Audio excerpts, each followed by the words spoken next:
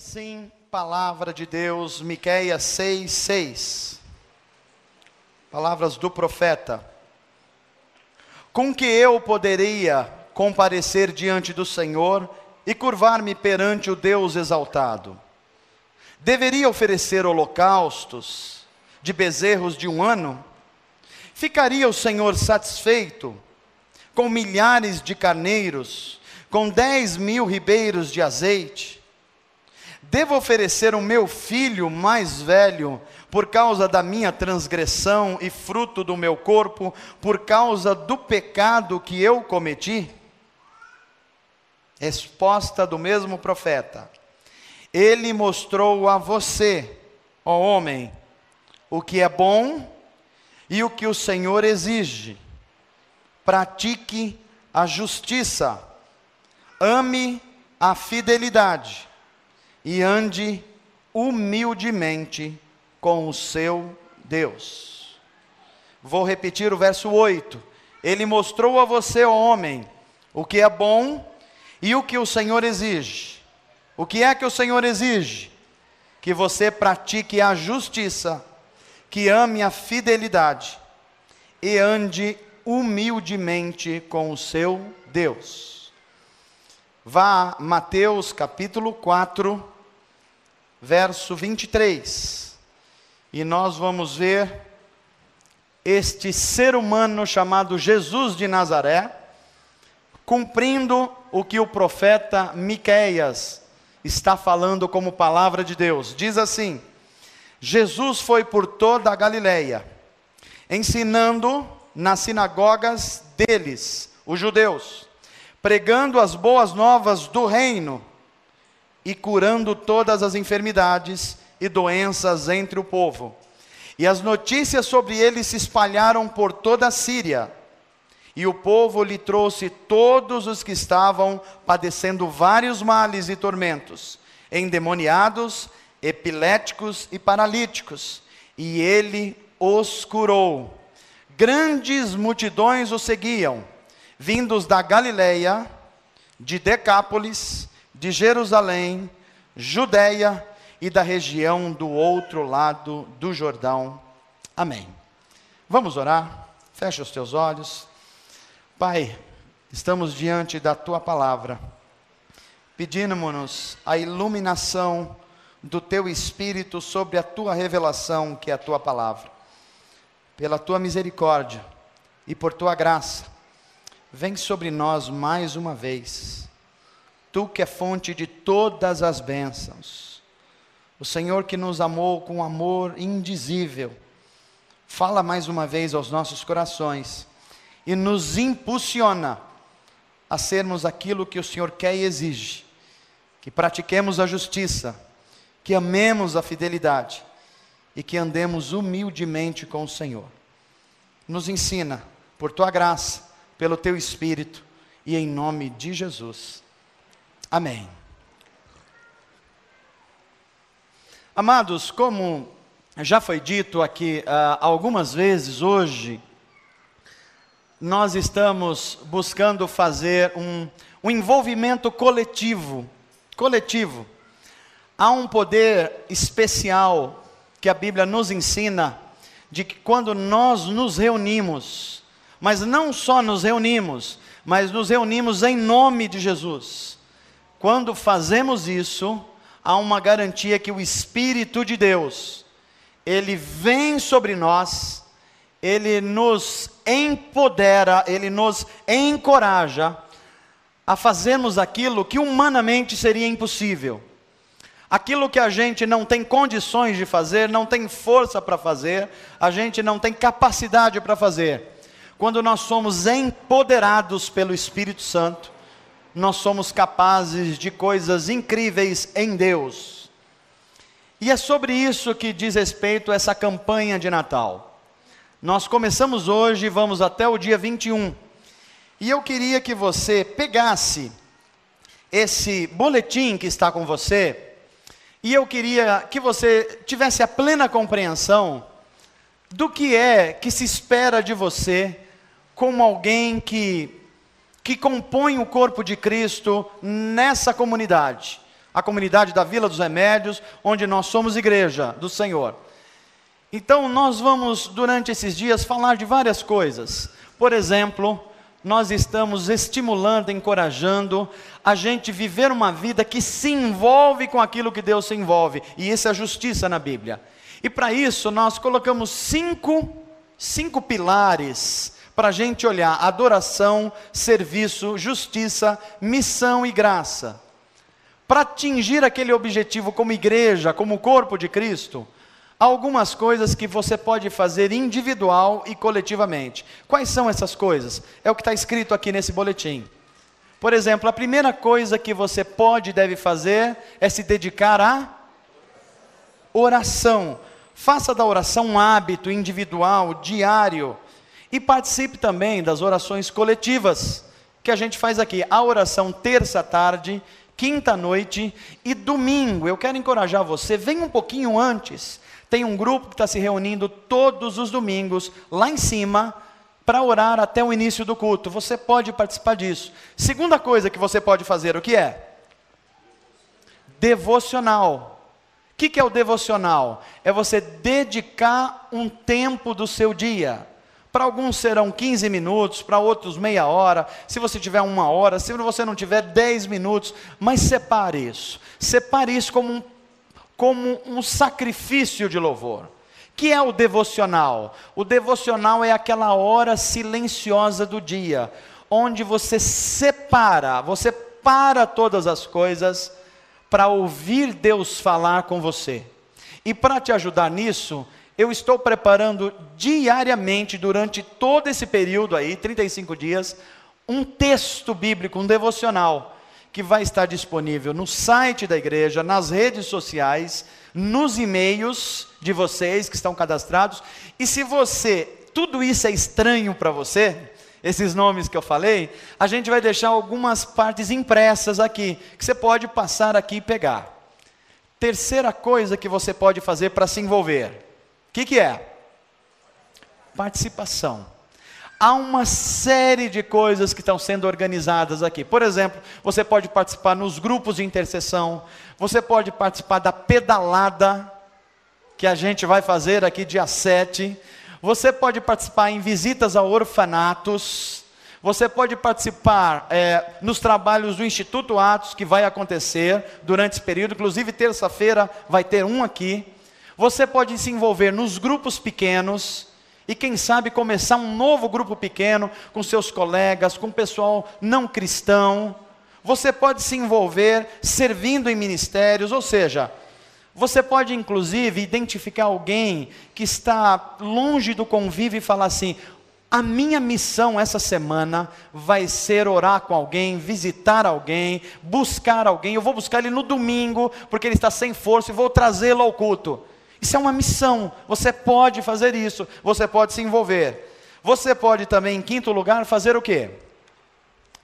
O quê? Leitura. Leitura do quê?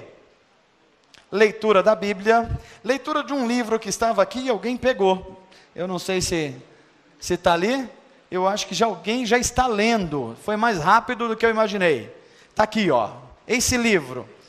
Há alguns de vocês que já estão com ele, há alguns que estão ainda comprando aqui, alguns que encomendaram. Eu recomendo fortemente você ler esse livro, chama-se Justiça Generosa. Não por acaso é o tema da nossa campanha de Natal. Justiça Generosa, a graça de Deus e a justiça social. Um passeio bíblico. Esse livro a hora que você começar a lê-lo, vai acontecer um fenômeno. Não você vai lê-lo, ele vai ler você. Ele vai ler você. E ele vai desafiar a você pensar se você é mesmo um cristão.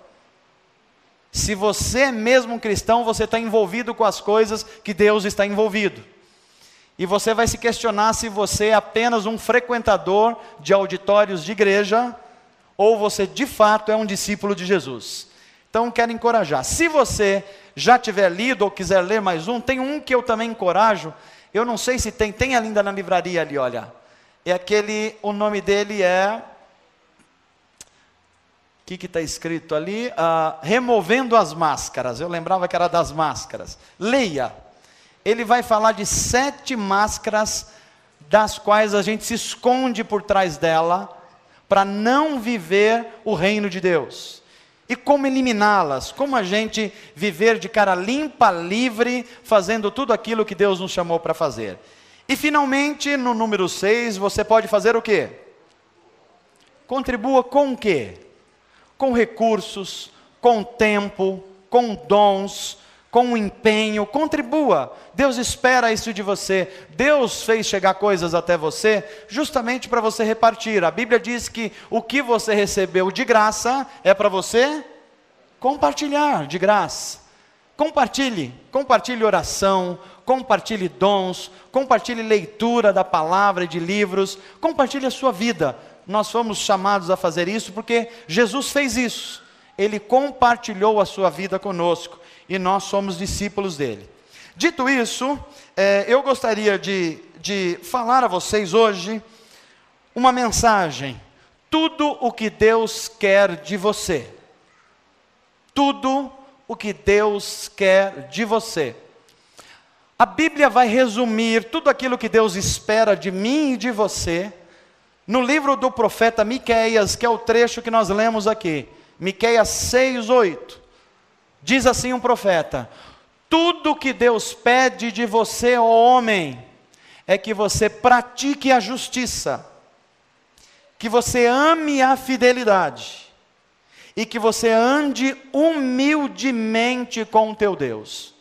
Eu queria que você decorasse esse versículo hoje aqui, para que isso ficasse tão claro na sua mente, o que Deus espera de você, que todos os dias eu oro para que o Espírito de Deus fale a você, se você está levando em conta esses 3 pilares que a Bíblia diz que é a vontade de Deus para nós, seres humanos. Primeiro, praticar a justiça. Diga, praticar a justiça.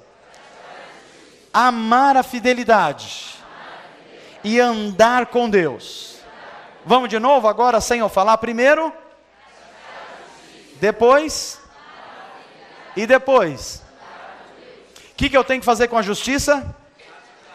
E com a fidelidade? E com Deus? Andar. Se você já entender isso essa noite, se o Espírito de Deus falar no seu íntimo a respeito disso, eu já me dou por satisfeito como instrumento de Deus para comunicar isso a você. Mas eu tenho mais algumas coisas a falar a você. O que significa essas 3 coisas? Se nós juntarmos essas 3 coisas que não são pedidos, como discípulos de Jesus e criaturas e filhos de Deus, a gente pode resumir isso em justiça generosa.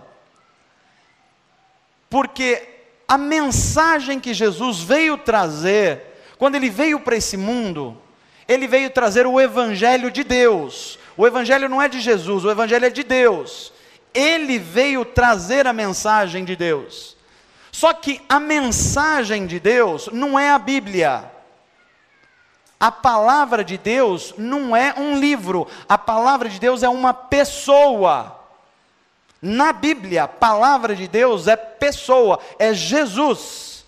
Tanto é que João vai nos ensinar que no princípio era o quê? O verbo. O verbo é palavra. E a palavra estava com Deus, e a palavra era Deus, uma pessoa, a segunda pessoa da Trindade, Jesus o Cristo, Ele é a palavra. Agora, como é que a gente conhece sobre Ele? Através da palavra de Deus escrita. Agora é a Escritura, é a Bíblia. Nós conhecemos Jesus através da Bíblia. Jesus é a palavra, e a Bíblia é a palavra escrita de Deus. E o que a Bíblia nos ensina? Ela ensina o Evangelho, o que Jesus veio trazer como mensagem. O que é o Evangelho? Evangelho é a boa notícia de Deus, que Deus veio viver entre os homens em Jesus de Nazaré. Isso é Evangelho. E por que é Evangelho de justiça? Aí eu preciso explicar algumas coisas para você. O que é justiça na Bíblia? Evangelho é boa nova. Mas o que é justiça na Bíblia? Justiça na Bíblia é a ação de Deus trazendo dignidade e salvação a todas as pessoas necessitadas. Isso é justiça. É por isso que a Bíblia vai dizer assim: busquem primeiro o reino de Deus e a sua justiça. Esse reino tem uma justiça. O que é essa justiça?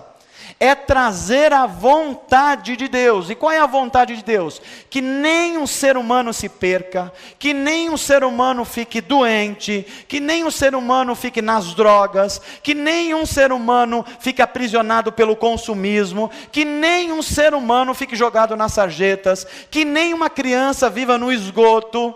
Essa é a vontade de Deus e essa é a justiça do reino. E a Bíblia vai nos ensinar que justiça é mais do que você ter vontade de fazer alguma coisa.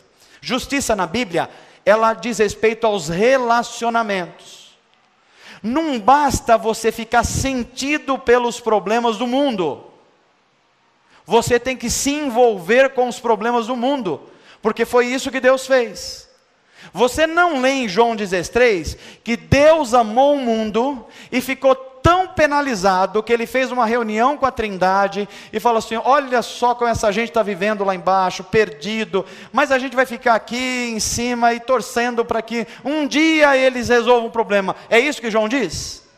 Não, a Bíblia fala que Deus se envolveu. Deus amou o mundo de tal maneira que fez o quê? Se envolveu com o mundo, se envolveu com a humanidade, se envolveu comigo e com você. Justiça é você se envolver com os vulneráveis, com os necessitados, com os pobres, economicamente ou de espírito. É você se envolver com aquilo que Deus se envolve. Mas talvez você esteja perguntando: mas pastor, como é que eu me envolvo? Como é que eu pratico a justiça? Como é que eu amo a fidelidade? Como é que eu ando com Deus? A Bíblia vai me ensinar algumas coisas e a você, e eu queria compartilhar. Se eu quero praticar a justiça, a primeira coisa que a Bíblia manda eu fazer é viver a minha vida em estado de adoração. Veja que a Bíblia não está ensinando você a ir para um culto de adoração, ela não está falando para você ir para um louvorzão gospel, ela não está falando para você cantar alguns corinhos. A Bíblia está falando que a vida precisa ser um estado constante de adoração. Isso é o que a gente chama de adorar integralmente. Todos os aspectos da vida precisam trazer adoração a Deus. Isso significa dizer que tudo o que chega até você, como dons, como recursos, como serviços, tudo deve ser submetido a Deus através de uma pergunta: o que eu estou fazendo traz adoração a Deus? As coisas que Deus fez chegar até a mim, está trazendo adoração a Deus? Isso traz adoração a Deus? Veja que adoração não é aquele período do culto que a gente canta. Adoração é um estilo de vida. Adoração é você fazer com que o seu trabalho glorifique a Deus. Então tudo que glorifica a Deus você faz. E tudo que você reflete e pode não glorificar a Deus você não faz. E não é só o seu trabalho, o seu descanso também. Ele tem que glorificar a Deus. Você está num lugar distante descansando, isso tem que trazer glória a Deus também. A sua vida em família tem que ser um ambiente de adoração a Deus. Todas as vezes você pensar em fazer alguma coisa em família, e você refletir e pensar assim: isso traz adoração a Deus, e você chegar à conclusão que não traz, não faça. Não faça. Porque a vida, ela passa a ser um templo e um culto a Deus. Olha como isso tem alcances enormes. Pastor, e como é que eu faço com o meu corpo? Como é que eu discuto isso? Se eu sou crente ou cristão, eu posso fazer algumas coisas e não posso fazer outras coisas? Se eu sou jovem, como é que eu me comporto? A Bíblia vai dar só uma resposta para você. Tudo que você fazer com o seu corpo, que não glorifica a Deus, não faça. Tudo, absolutamente tudo, ele deve estar sob o senhorio de Cristo. Aí a gente vai entender aquela palavra que Paulo diz assim: Ele vivia uma vida tão imersa na adoração a Deus, que Paulo levanta a voz dele e diz assim: não mais vivo eu, mas Cristo vive em mim. Sabe o que significa isso? Que não pode haver um aspecto da vida que não gere adoração a Deus. Quando a gente ganha essa consciência, então eu não vou mais para o culto. A minha vida é um culto. Quando eu ganho essa consciência, eu não vou mais para o templo. Eu sou o templo. Quando isso acontece, a minha vida está cheia de Deus, saturada em Deus. O meu estado de adoração é tal que o meu corpo é um templo e a minha vida é um culto constante de adoração a Deus. Amém, gente? Diga assim comigo: viver a vida em estado de adoração. Isso é praticar a justiça. A segunda coisa que a Bíblia nos ensina sobre o que é praticar a justiça e amar a fidelidade, é trazer uma marca para a sua vida. Qual é essa marca? Generosidade. É impressionante como a Bíblia ela fala de generosidade. Agora, mesmo que a Bíblia não falasse, você já percebeu como está faltando generosidade no mundo? Está ou não está, gente? Está tão faltando generosidade no mundo, porque o nosso mundo hoje é um mundo egoísta, é um mundo do indivíduo. Eu quero me dar bem. Se eu chego num shopping e não tem vaga, não importa que tem uma pessoa sem mobilidade, eu enfio o meu carro lá e brigo com todo mundo. É um mundo sem generosidade. Se tem um jeitinho de furar fila, eu entro e furo a fila também. É um mundo com tanta falta de generosidade que quando você faz um ato generoso, as pessoas se espantam. É ou não é verdade? Você chega para uma pessoa e dá bom dia, ele fala: bom dia por quê? Não, é bom dia, é bom dia. Não, você está querendo alguma coisa. Não, não estou querendo nada. Só estou dando bom dia para você. Se você sorrir para alguém, nós vivemos num mundo com tanta falta de generosidade, que você está sorrindo para alguém, a pessoa olha e fala: não está sorrindo para mim, está sorrindo de mim. Deve estar tirando um barato. É um mundo com tanta falta de generosidade, que a gente se oferecesse, por exemplo, para ficar com os filhos de um casal novo, que acabou de ter filhos e faz alguns meses que não dorme por causa do filho pequeno, isso vai ser uma estranheza para todo mundo. É um mundo com tanta falta de generosidade, que no trânsito, o que acontece no trânsito? O trânsito é a antítese da generosidade. É uma selva. É uma selva. Agora, as pessoas estranham tanto um mundo que não é generoso, quando você é generoso, que vai que você fecha uma pessoa no trânsito, e a pessoa abre o vidro, e vai falar um negócio, você fala: me desculpa, eu errei. Aí a pessoa fala assim: de que planeta você veio? Mas quando nós vivemos na prática da justiça, porque nós imitamos Jesus, nós nos tornamos pessoas que a generosidade é uma marca em nós. O que significa isso? Significa ser tardio em irar-se e ser rápido em perdoar. Os discípulos de Jesus são assim. Ser generoso é uma forma de praticar a justiça, porque a justiça de Deus é uma justiça generosa. Agora, deixa eu explicar para você o que é generosidade. Generosidade é você ir além do comum. É você ir além do ordinário para fazer o extraordinário.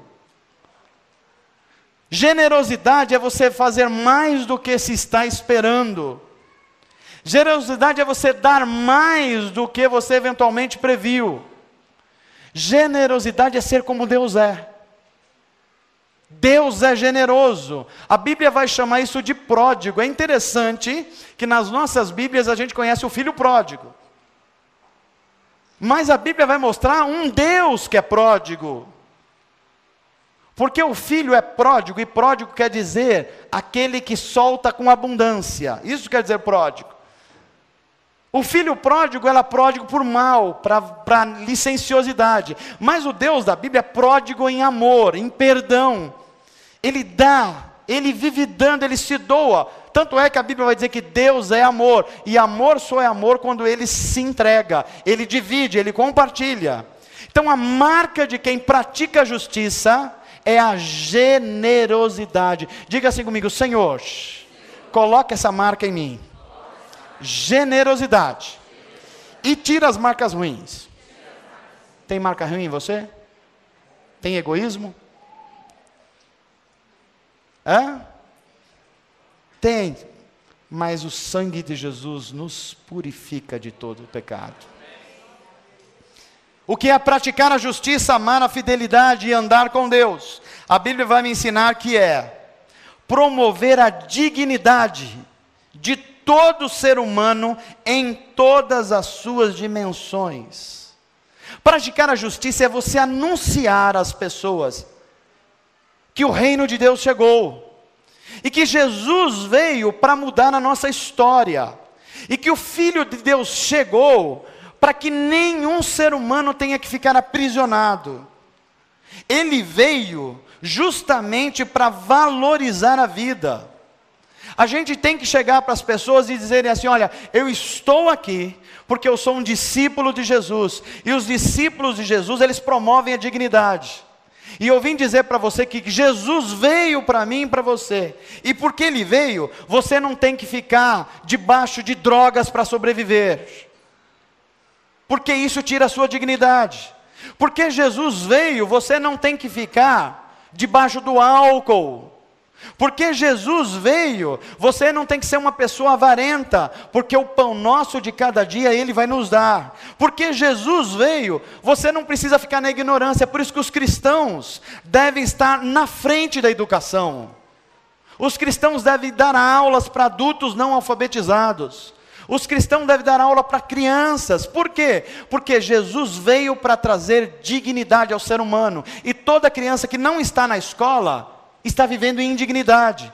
Toda criança que está vivendo no esgoto está vivendo em indignidade. E Jesus veio para trazer dignidade. E Ele nos chamou para fazer a mesma coisa. Então a marca de Deus em nós, da prática da justiça, é promover essa dignidade. A gente vai chegar para as pessoas e dizer assim: olha, o reino de Deus chegou. Isso significa que há esperança para o perdido. Isso significa que há esperança pelo escravizado pelos vícios. Isso significa que aquele que está doente pode ser curado no poder do Espírito Santo. Isso quer dizer que aquele que está vivendo uma vida viciada em si mesmo, pode abrir mão disso, porque o Espírito Santo está gerando uma nova pessoa nele. Promover a dignidade do ser humano é agir no nome de Jesus. É agir no poder do Espírito Santo, para que em todo lugar que a gente chega, a gente diga assim: olha, você que está vivendo no pecado, você que está aprisionado por alguma coisa, isso não é a imagem de Deus em você. E eu vim trazer a você uma boa notícia, que Deus quer de novo trazer a imagem dele em você. Essa imagem de Deus que está desfigurada, eu sou um agente de Deus, para que essa imagem esteja de novo limpinha em você, e você vai se tornar um homem segundo a imagem de Deus.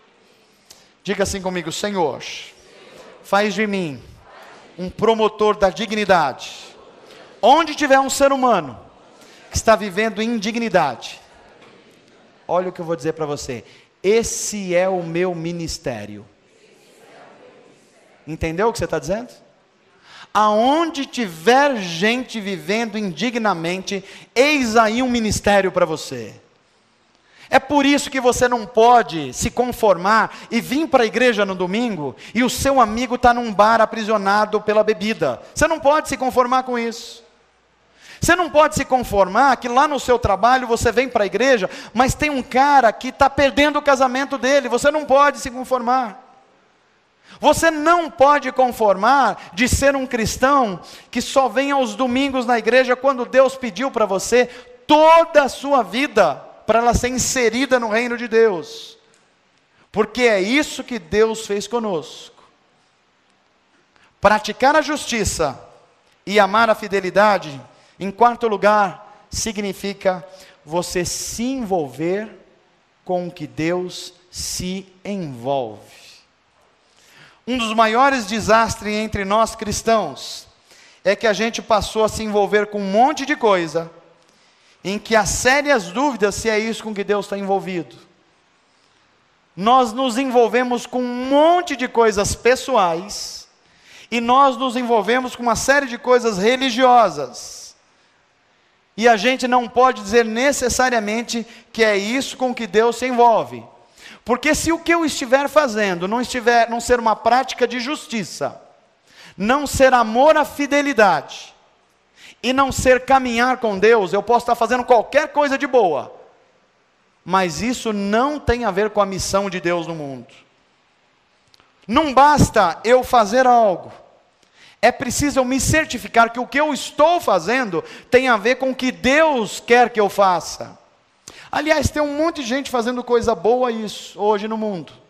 Só tem um problema, não tem a ver com o que Deus está admitindo como prioridade.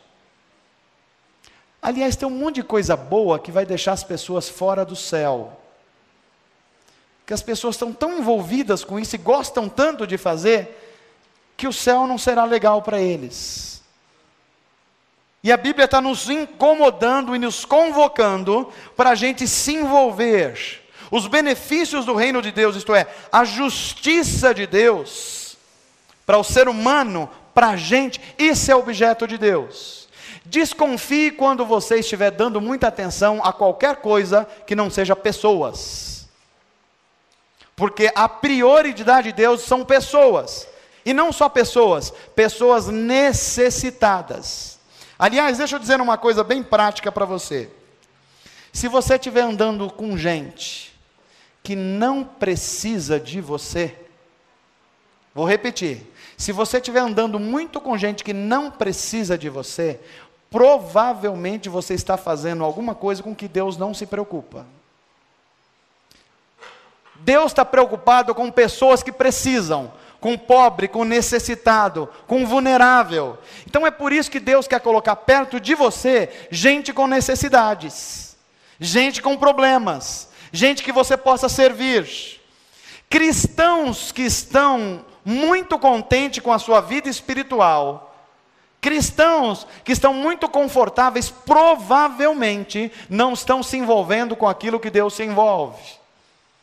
O melhor sentimento que pode estar dentro do seu coração para você confirmar isso, é quando você fica inconformado com algumas coisas. Algumas coisas tiram de você até mesmo a paz de espírito. Quando você vê alguém necessitado, alguém que precisa de oração, alguém que precisa ser visitado, alguém que precisa ser cuidado, e você fala assim, alguém precisa fazer alguma coisa. Aí o Espírito de Deus olha para você e fala assim, por que você acha que eu incomodei você? A nossa missão é cuidar das pessoas com quem Deus se preocupa. Quando nós fazemos isso, nós estamos envolvidos com aquilo que Deus se envolve. E o que é que Deus se envolve? Gente necessitada. A nossa vida deve ser direcionada para isso. Vou desafiar você a dizer uma coisa. Diga assim, Senhor Jesus, se eu tenho que me envolver com aquilo que o Senhor se envolve, a Bíblia me ensina que o Senhor se envolveu com gente necessitada, o cego, o paralítico, a prostituta, o fiscal ladrão e um monte de gente que não valia muita coisa. Então eu tenho que me envolver com essa gente e trazer o reino de Deus para elas. Amém, gente? Você que achava que tinha que andar com Bill Gates, ficou decepcionado agora, né? Deus vai colocar do lado seu gente problemática. Para quê? Para você chegar para ele e falar, o reino de Deus chegou aqui agora. Você pode ter um casamento diferente. Você pode ter um sistema de trabalho diferente. Você pode ser um agente do reino de Deus para curar pessoas. Quando os problemas chegarem até você, você não vai enxergar como problema. Você vai enxergar como missão. O problema do meu próximo é a minha missão. A dificuldade do meu próximo é o meu ministério. Como é que eu quero ser usado por Deus? Deus colocando pessoas necessitadas ao meu lado. Amém, gente? Quinta coisa que você precisa observar, o que a Bíblia chama de praticar a justiça, e amar a fidelidade, e andar com Deus, é você refletir a graça de Deus, em tudo o que você fizer. Deixa eu explicar para você, essa foi uma experiência para mim, que mudou a minha vida em muitos aspectos. Refletir a graça de Deus no outro, muda a nossa vida, e eu vou explicar isso para você. O modo como eu enxergo a graça de Deus, ele vai revelar como eu me relaciono com as outras pessoas. Deixa eu deixar isso mais claro. O modo como eu enxergo o que eu recebi de Deus e por que eu recebi, vai influenciar direto como eu trato as pessoas. Se eu acredito que as coisas que eu sou e as coisas que eu tenho chegaram até mim por mérito, eu sempre vou olhar para o outro procurando mérito. Então eu só vou ajudar as pessoas que merecem serem ajudadas. E deixa eu dizer uma coisa para você, gente que merece ser ajudada, normalmente não merece ser ajudada, ou não precisa ser ajudada. Porque já está resolvido um dos problemas. Quem é que precisa ser ajudado? Quem não merece. Aí você vai falar, não pastor, isso é chocante, tem muita gente que não vale muita coisa, tem muita gente que não merece mesmo, eu não estou nem aí com essa gente. Aí que vem o pulo do gato na Bíblia. Porque a Bíblia vai falar que a sua comparação de quem merece ou não merece, tem que ser uma comparação não de você para outra pessoa, é de Deus para você. Então quando você faz essa conta, você fica preocupado, porque você vai olhar para Deus e vai falar assim, Deus, eu mereço. Aí Deus vai falar, não merece. Eu mereço isso, Deus? Não, você não merece. O que eu mereço? Você não merece nada, você merece a morte. Mas o Senhor não vai agir comigo como eu mereço? Não. Vai ser a minha graça que vai tornar você um salvo no meu Filho Jesus Cristo. Quando a gente entende isso, a gente reflete a graça no outro. A gente vai olhar para alguém que pisou na bola para a gente, vai falar assim, esse cara não merece. Mas aí você olha, eu também não merecia, e Deus me perdoou, então eu tenho que perdoar também. Quando você olha para o outro e fala assim, não, eu não vou fazer isso por essa pessoa, mas aí você olha para Deus, mas Deus fez para mim, e eu também não merecia. Então muda a sua perspectiva de vida, é por isso que praticar a justiça, é você refletir a graça de Deus em tudo o que você fizer. Tem outras implicações. Quando você achar que estiver fazendo muito no reino de Deus, sabe aquele sentimento que às vezes toma a vida da gente, que a gente fala assim, puxa vida, eu estou fazendo muito, eu já trabalhei no ministério da igreja, eu já visitei gente, eu acho que eu estou fazendo muita coisa, eu vou diminuir as minhas coisas no reino de Deus, porque eu estou fazendo muita coisa. Aí a Bíblia vai falar assim, olha para Deus. É como se você estivesse falando assim, Deus, quanto o Senhor já fez por mim? Aí Deus vai falar para você, eu já fiz muita coisa por você. E o Senhor não vai desistir de continuar fazendo coisa para mim? Não, porque eu te amo. Aí você vai ficar num estado de uma confusão tão grande com você mesmo, que você vai olhar para as pessoas que você serve e vai falar assim, eu acho que eu não estou fazendo nada. Porque Deus já fez tudo para mim, muito, e continua fazendo, e não está cansado de fazer as coisas para mim. E se eu vou refletir a graça de Deus, eu não posso me cansar de fazer o bem. Amém, gente?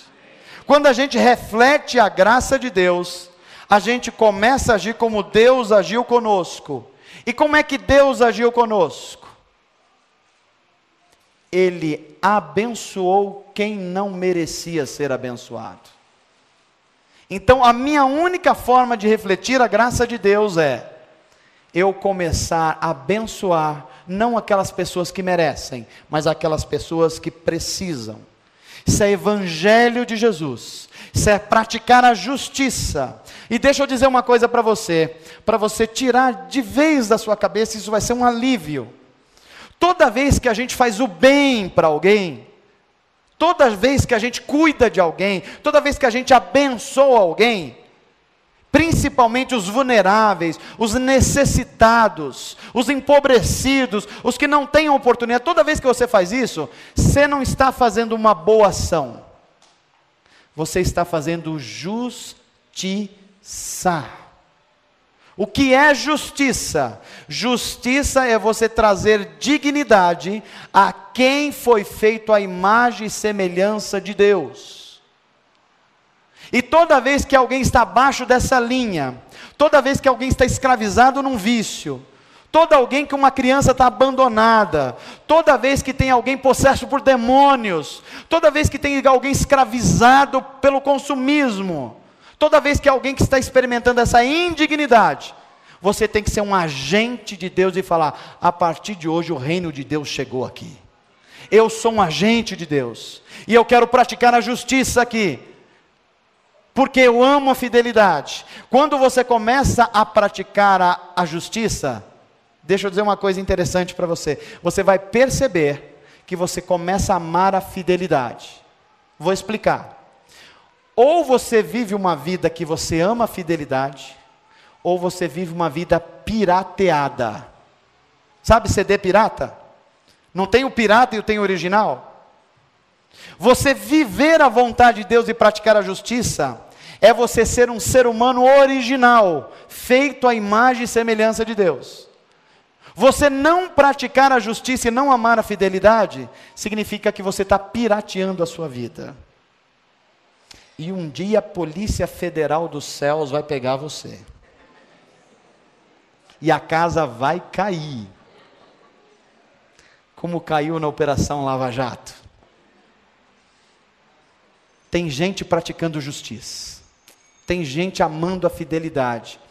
Deus tem discípulos que a gente nem conhece. Tem gente no Brasil que no meio de um monte de corrupção ama a justiça e ama a fidelidade, está sendo fiel a Deus aonde ele está trabalhando. Tem gente que não se conforma o Brasil ser considerado um país corrupto. Tem gente que não abre mão de ser justo. Tem gente que se recusa a furar fila. Tem gente que se recusa a dar uma caixinha para o guarda. Tem gente que se recusa a corromper. Por quê? Porque esse é um estado de indignidade. Aonde existe mal, ele é alimentado para mais mal. Mas a Bíblia também diz que onde o pecado abundou, superabundou a graça de Deus. É disso que nós estamos falando. Nós estamos falando de vida. Quer ver como a gente pode aproveitar a vida ou não? Como a gente pode praticar a justiça ou não? Que a gente pode amar a fidelidade ou não? A gente pode andar com Deus ou não? Queria que você visse esse vídeo que vai passar aqui agora. Você vai ouvir um testemunho. E eu queria que você olhasse para a sua vida e fizesse uma séria reflexão.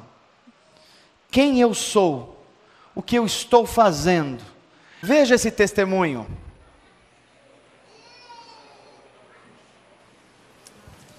Fale para o irmão que está ao seu lado assim: Deus vai falar comigo agora. Tem um irmão bem velhinho que está aqui, e eu queria dar oportunidade a ele para trazer para nós algo que Deus tem colocado no coração dele. Ajude o pastor.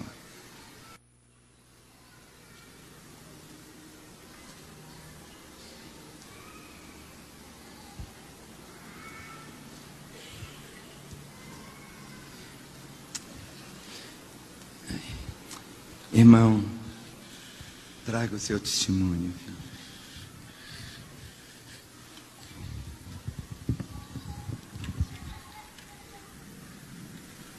Bom dia. A paz e a graça do nosso Senhor estejam convosco. Eu pretendo ser sucinto. breve no que vou dizer a vocês nessa manhã.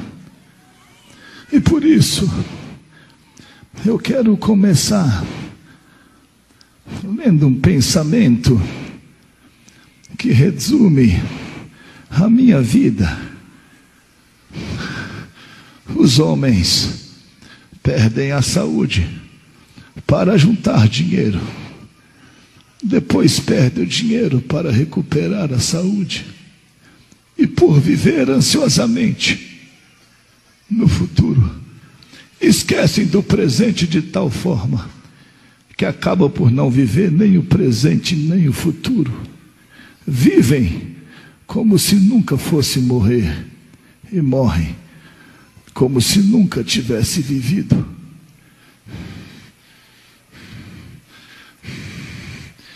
Eu tenho 86 anos de idade. Já vivi um bocado, o bastante para saber que nada sei. Aliás, quanto mais vivo, menos tenho certeza das coisas. Deveria ser o contrário, não é mesmo? Quando eu era jovem, achava que tinha resposta para tudo. Agora que sou velho, a minha cabeça está repleta de perguntas sem respostas. Eu ando meio nostálgico, triste, ao ver a vida acabar aos pouquinhos.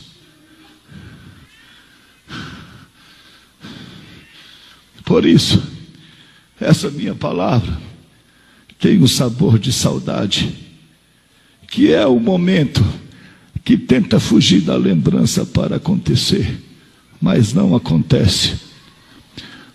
Se eu pudesse voltar no tempo e abraçar aqueles dos quais me afastei. Essa minha palavra vem com gosto de adeus. Essa minha palavra vem com gosto de adeus, que é um tipo de até logo, aonde a gente se arrebenta todinho por dentro. Por que eu fui embora da minha casa sem ao menos dizer que amava os meus pais?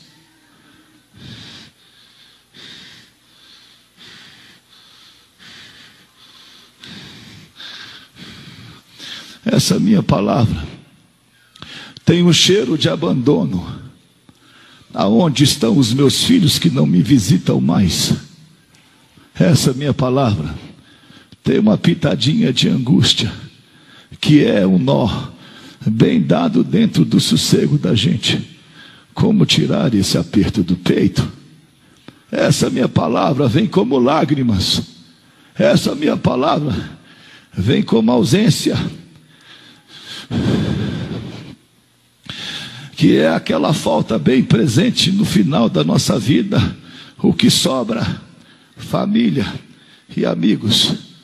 Essa minha palavra tem um pouco de indecisão, que é quando você sabe muito bem o que quer e acha que deveria querer outras coisas.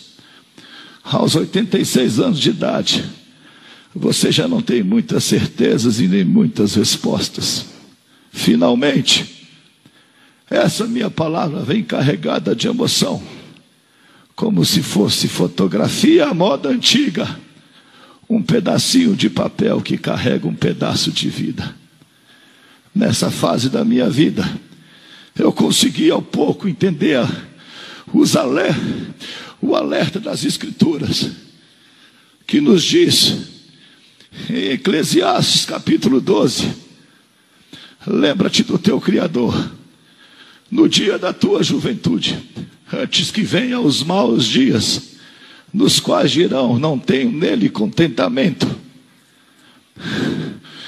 Os meus maus dias chegaram, e eu não tenho neles contentamento. Por que eu não levei a sério essa advertência? Por que eu não me rendi a Cristo ainda na minha adolescência? A vida é cheia de escolhas, e a cada uma tenho que arcar com as consequências, boas ou más.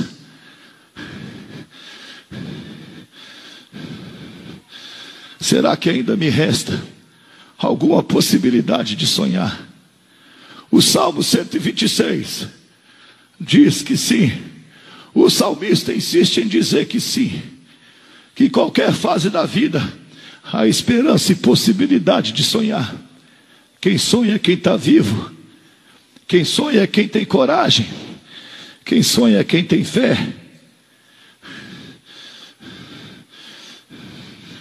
A promessa de Deus é que os velhos voltariam a sonhar e os jovens teriam visões.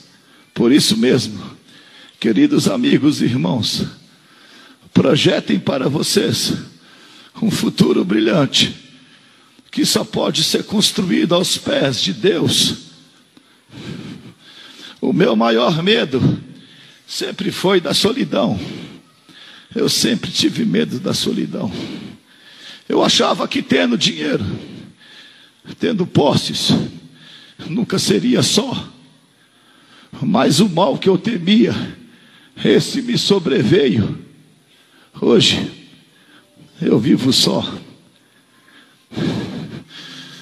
Mas hoje eu sei o que é solidão.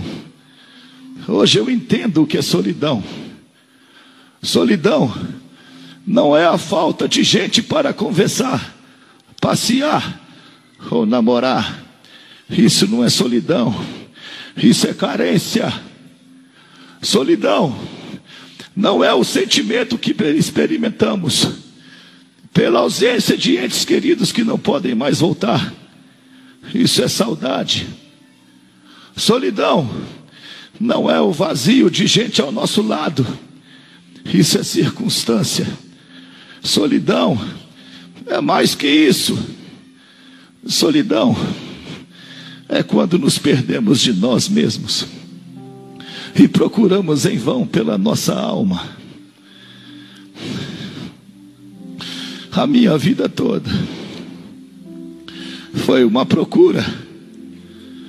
Hoje eu me rendi a Cristo. Mas vocês são mais ricos do que eu. Eu tenho muitas posses. Hoje, quando eu chegar diante de Deus, eu chego com as minhas mãos vazias. É por isso que vocês são mais ricos do que eu.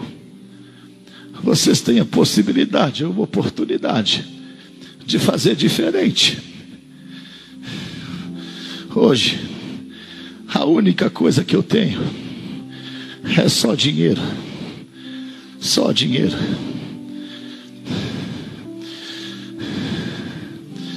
Eu chego diante de Deus. Eu não juntei tesouros no céu. Se eu pudesse voltar atrás, eu daria tudo o que eu tenho. Faria tudo diferente. Vocês querem ter, eu tenho.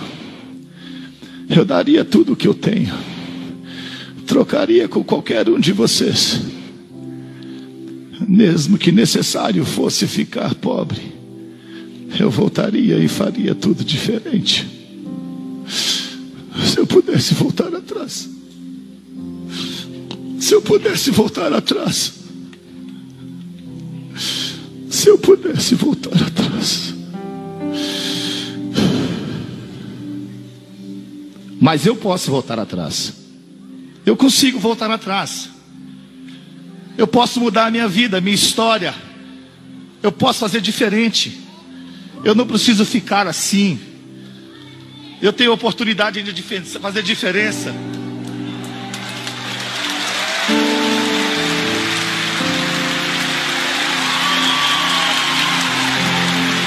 Uhul! Uhul!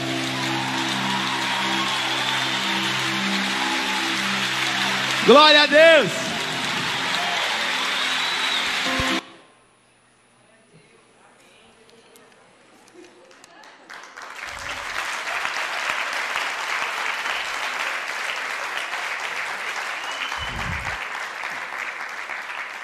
Essa é só uma história encenada, mas pode ser muito bem verdade na vida de muita gente.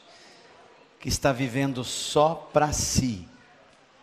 Gente que não se envolve no reino de Deus.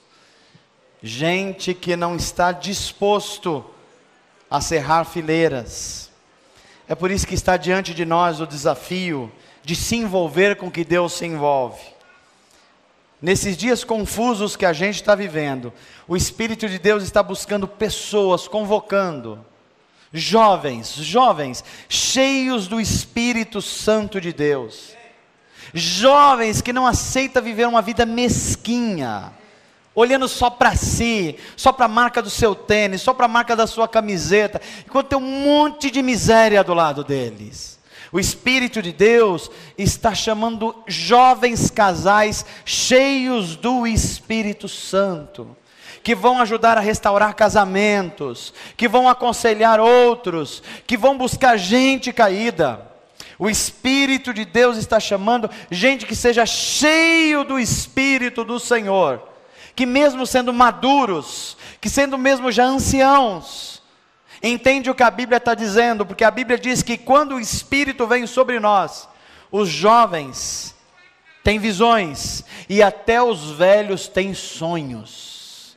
Há lugar para todo mundo no reino de Deus. Há lugar para a criança, há lugar para o jovem, há lugar para o jovem casal, há lugar para o ancião, há lugar para todos, porque Deus quer salvar a todos, e Deus vai chegar às pessoas através de mim, de você, amém, gente?